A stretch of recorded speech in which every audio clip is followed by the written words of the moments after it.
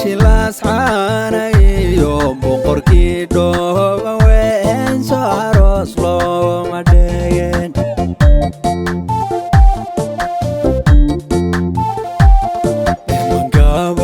gabadha shilas xaanay yo boqorkii dhooba weyn soo aroos looma dhigin